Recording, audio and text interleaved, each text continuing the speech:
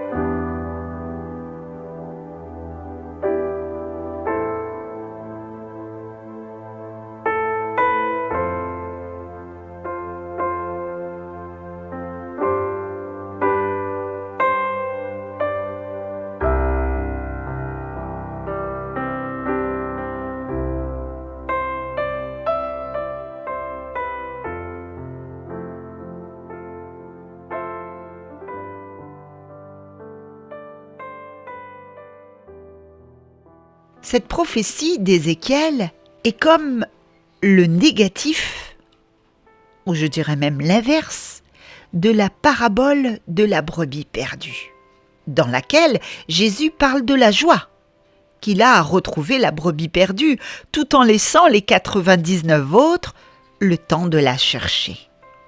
Mais là, chez Ézéchiel, les mots sont durs. C'est une prophétie contre l'abandon, contre l'immobilisme et l'encroutement. Ce qui est reproché aux pasteurs, aux bergers, c'est de ne s'être pas déplacés pour aller près de la brebis isolée, en train de s'éloigner du troupeau. ou près de la brebis perdue, ou celle qui est chétive, qui a besoin plus de force ou de nourriture. Le pape François invite souvent les pasteurs à sentir la même odeur que le troupeau. Il pourrait être tentant pour le laïc de ne pas se sentir concerné. C'est après tout le rôle des pasteurs que de paître le troupeau, n'est-ce pas? Eh bien non. C'est aussi notre rôle à nous, laïcs. Le bien commun, le bien du troupeau, c'est aussi mon bien, ma responsabilité, avant d'être celle des autres. Nous sommes donc aussi invités à veiller les uns sur les autres. Rappelons-nous la parole terrible de Caïn, plein de défis, quand il lance à Dieu « Suis-je le gardien de mon frère ?» Nous ne sommes pas appelés à veiller sur le troupeau, comme des surveillants qui épient les faits et gestes de leur prochain. Même Dieu ne veille pas sur nous de la sorte. Mais peut-être sommes-nous appelés à veiller sur le lien qui nous unit, à être non pas gardiens de nos frères, mais gardiens de la fraternité, les uns pour les autres, les uns avec les autres. Cette fraternité qui nous lie. Si le troupeau se disperse, il ne peut aller nulle part. Alors plutôt que d'attendre qu'on le rassemble, il faut y prendre sa part, tout simplement en veillant sur notre bien commun, la fraternité, notre solidarité en humanité.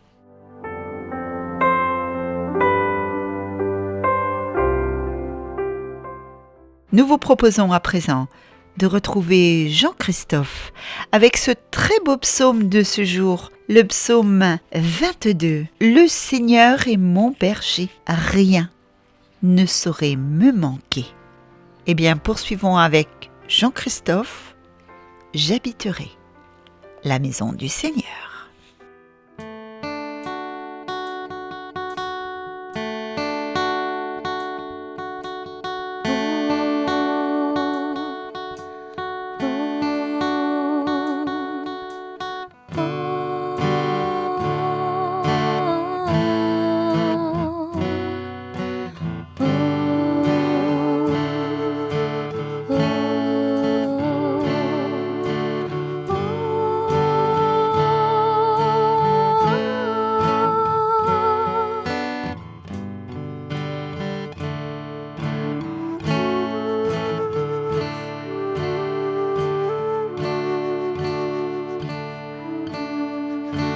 J'habiterai la maison du Seigneur pour la durée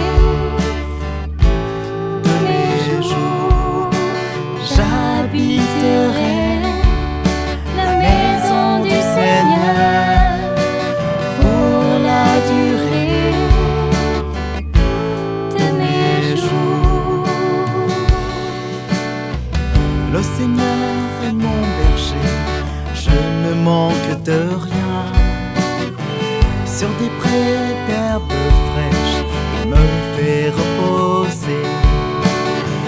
Le Seigneur est mon berger, je ne manque de rien. Sur des prés d'herbes fraîches, il me fait reposer.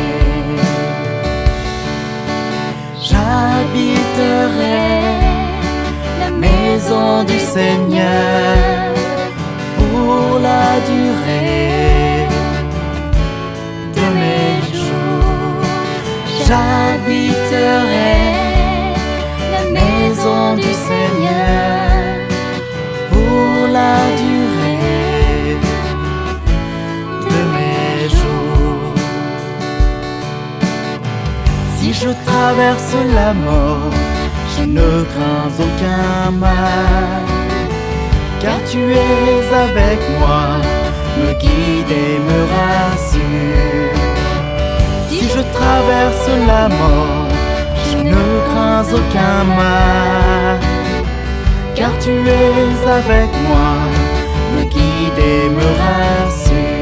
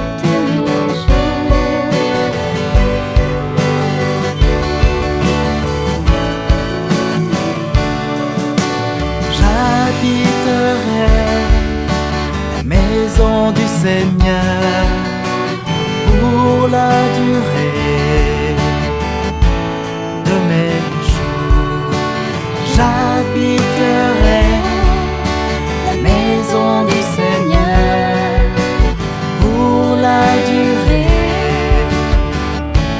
de mes jours. Tu me mènes vers des eaux paisibles et tu me fais revivre,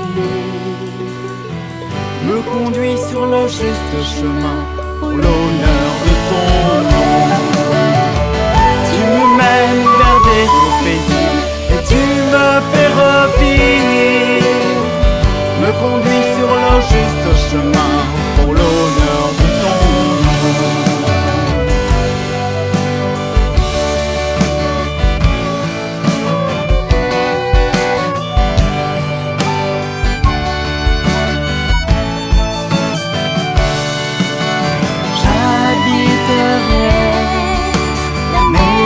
Du Seigneur pour la durée de mes jours, j'habiterai la maison du Seigneur pour la durée de mes jours.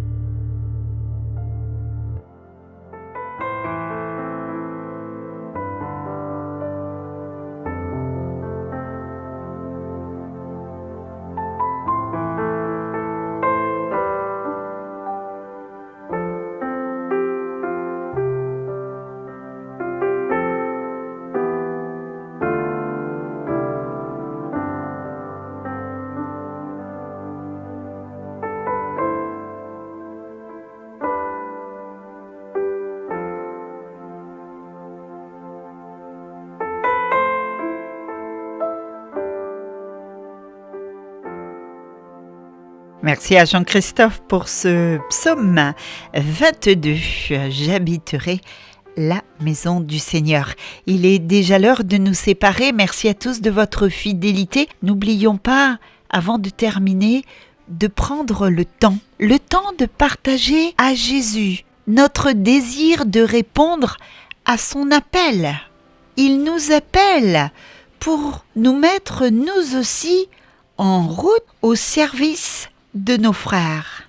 Prendre le temps de veiller les uns sur les autres, pas en étant curieux, pas en épiant les faits et gestes de chacun et chacune, mais en veillant les uns sur les autres. Ne disons pas comme Caïn, je ne suis pas le gardien de mon frère, mais veillons tout simplement sur notre bien commun, sur le bien de chacun et chacune. et demandons à Jésus, désirons cette grâce de répondre à cet appel et d'avoir soif d'accueillir sa bonté qui adoucit les cœurs. La bonté de Jésus. Il est bon et miséricordieux. Lui aussi ne nous épie pas. Il veille sur nous. Alors soyons des veilleurs les uns pour les autres. Et nous vous proposons de nous séparer avec ce titre, Combien l'amour de Dieu est important pour l'homme.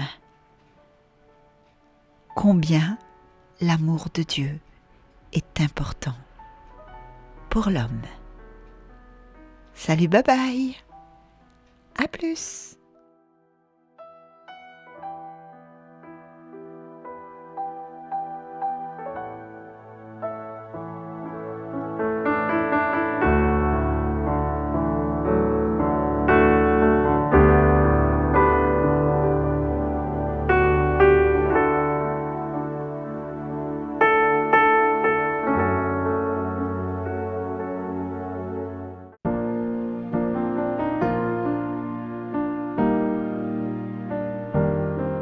La scène dépeinte dans la Bible, lorsque Dieu ordonne à Adam, nous touche et nous réconforte, même si elle ne nous montre que Dieu est là. La relation entre les deux est si intime que l'on se sent émerveillé. Un parfait émerveillement.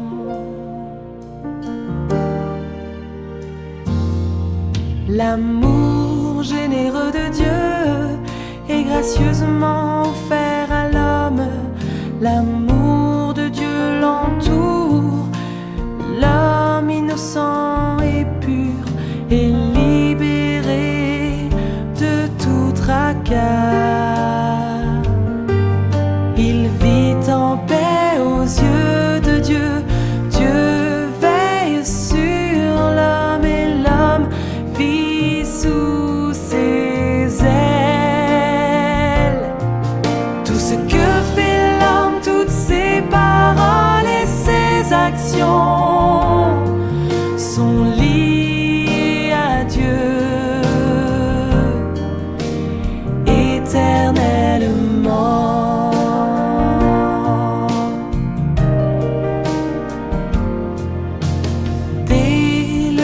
Instant, quand Dieu créa la race humaine, Dieu en fut responsable.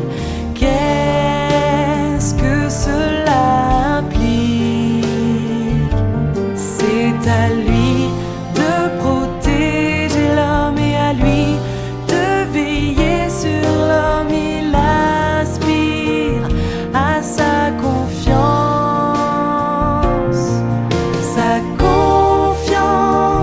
et son obéissance. C'était la première chose qu'il attendait de la race humaine.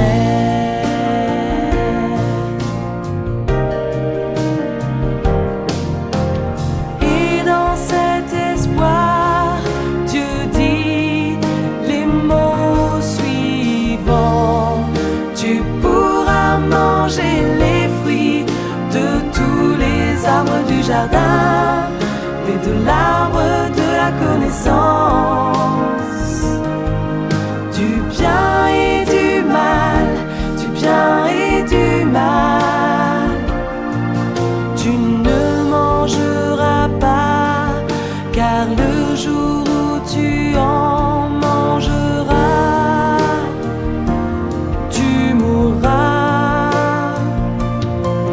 Ces simples mots exprimant sa volonté montrent que le cœur de Dieu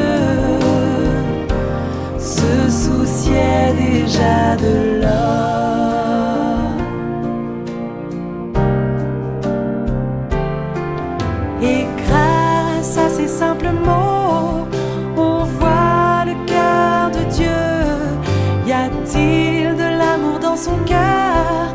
N'y a-t-il pas de l'inquiétude? L'amour de Dieu et sa bonté peuvent être sentis et ressentis si tu es une personne de conscience et d'humanité. Tu sentiras de l'amour, de la chaleur, de l'attention.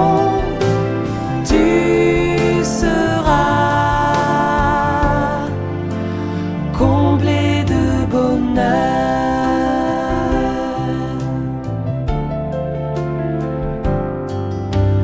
Lorsque tu ressentiras ça, comment agiras-tu envers Dieu?